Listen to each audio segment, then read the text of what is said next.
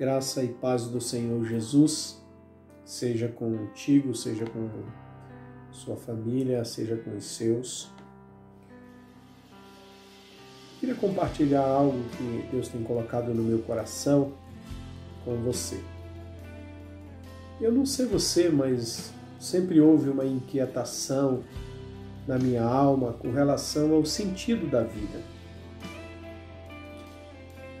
Qual é o objetivo da nossa vida? Por que nós existimos?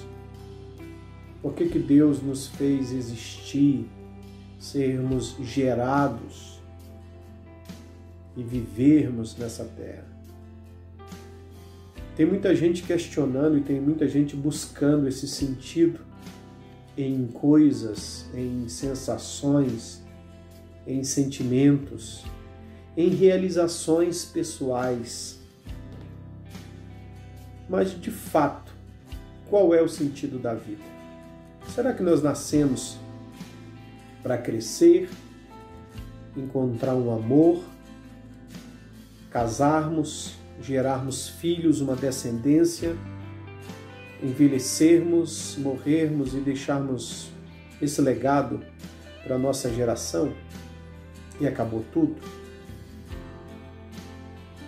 Seria apenas esse o sentido da existência humana, o sentido de cada um de nós? Quando a gente vai para a Bíblia e a gente encontra uma palavra do homem mais sábio do mundo, chamado Salomão, filho de Davi, que se tornou rei de Israel, nós vamos descobrir o quanto Salomão questionava isso, o quanto sua alma angustiada buscava uma resposta para essa pergunta tão conflitante, tão atual para cada um de nós. O motivo da nossa existência. Então, no capítulo 2 de Eclesiastes, Salomão ele se sente como se estivesse no meio de trevas, tateando e procurando a luz, como um cego sem encontrá-la. Mas ele buscou o sentido da vida em coisas e em sensações. Primeiro, Salomão, ele buscou o sentido da vida em relacionamentos variados, relacionamentos íntimos, sexuais variados. E o capítulo 2, versículo 1 diz que ele buscou o prazer nas mulheres, e ele teve várias mulheres, ele teve vários relacionamentos, porém ele percebeu que não era isso. Ele tinha um prazer momentâneo, ele se sentia bem naquele momento, no momento do ato, no momento da intimidade, mas logo depois havia um vazio na sua alma.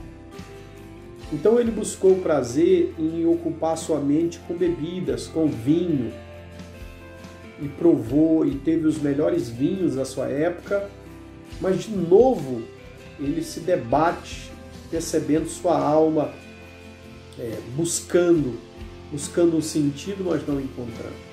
Aí Salomão decide construir, fazer várias construções lindas, maravilhosas, paisagismo, jardins, casas, palácios. E depois de ver construído aquilo que ele projetava, um sonho que ele projetava, e ele perceber, ele sentir, ele tocar aquele sonho uma vez construído, mesmo assim sua alma ainda judiada, ainda não tinha conseguido uma satisfação. Aí a Bíblia diz, no mesmo capítulo 2, que ele teve servos, servas, empregados, muitos empregados, para mandar, para dar ordem, vai, vem, vai.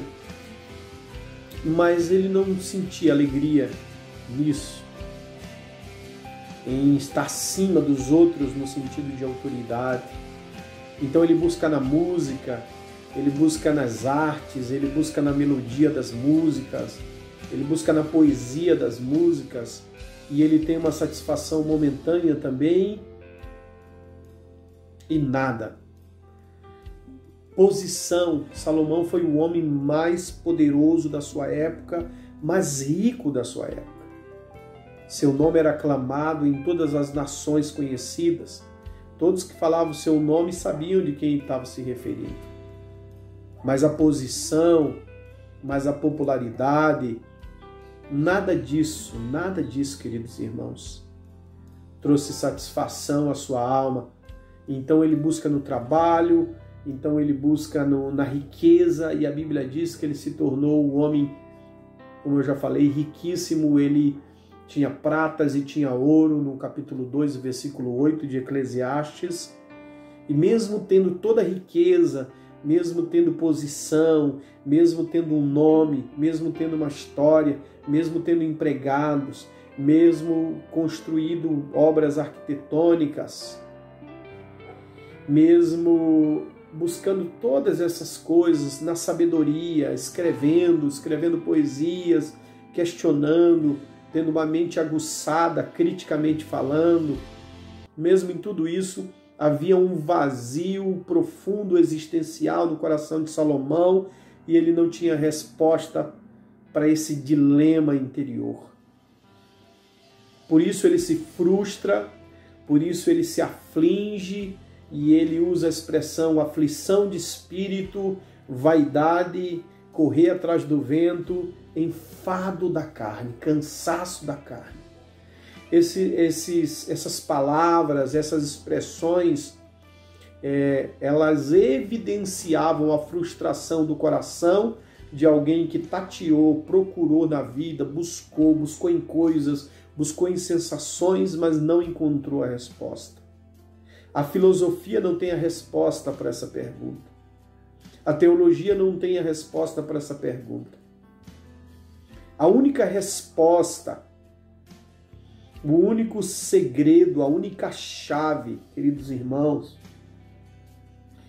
para trazer uma resposta, não apenas momentânea, mas uma resposta eterna para esse dilema, desse buraco existencial que nós temos, se encontra no próprio Criador.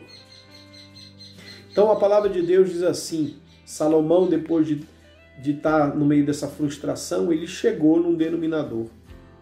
Ele chegou num resultado de sua pesquisa de uma vida inteira. Porque quando ele escreve o livro de Eclesiastes, ele é um senhor idoso já, que já usufruiu, entre aspas, muito desta vida, mas se percebeu na sua velhice alguém frustrado por não ter alegria, por não ter sabor, de fato, de descobrir o sentido da sua existência, da sua vida. Mas no finalzinho da vida, ele se volta para Deus, ele se volta para o Criador. E ele diz, lembra-te do teu Criador, lembre-se dele nos dias da sua juventude. Capítulo 12, versículo 1. E ele fecha o livro de Eclesiastes trazendo a chave. Ele diz assim, de tudo o que se tem ouvido, o fim é, teme a Deus e guarda os seus mandamentos, porque esse é o dever de todo homem, porque Deus há de trazer juízo de todas as obras, até tudo o que está encoberto, que sejam boas, que sejam más. De maneira, irmãos queridos, que o sentido da nossa existência, a resposta para essa angústia conflitante no nosso coração, na nossa mente, na nossa alma e no nosso espírito está em Deus, o Criador. É se chegar a Deus, é se permitir ser tocado por Ele, ser abraçado por Ele, ser abençoado por Ele. Em suma, em resumo, tema a Deus e guarde os seus mandamentos. Aí está o sabor, aí está o sentido e aí está o preenchimento para esse vazio profundo que todo ser humano tem e que continua buscando em coisas e em sensações e em situações, mas nunca irá encontrar senão no Criador, o Deus Todo-Poderoso. Volte-se para Deus, entregue sua vida ao Senhor, confie nele e o mais ele fará. Tema a Deus, busque os seus mandamentos, porque esse é o dever e essa é a resposta do sentido da nossa existência e da nossa história. Vamos orar. Deus, eu te louvo e te agradeço pela sua palavra. Nos ajude, Senhor, por graça e misericórdia, nos chegarmos a Ti e entendermos que o sentido para a nossa existência está no Senhor, o nosso Criador.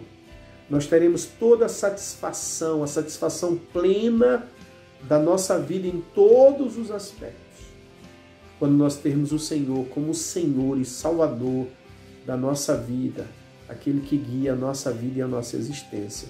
Nós te agradecemos e te louvamos, Senhor, e entregamos nossa vida a Ti e aos Teus cuidados e o Teu alinhamento e a Tua direção, em nome de Jesus. Amém e amém.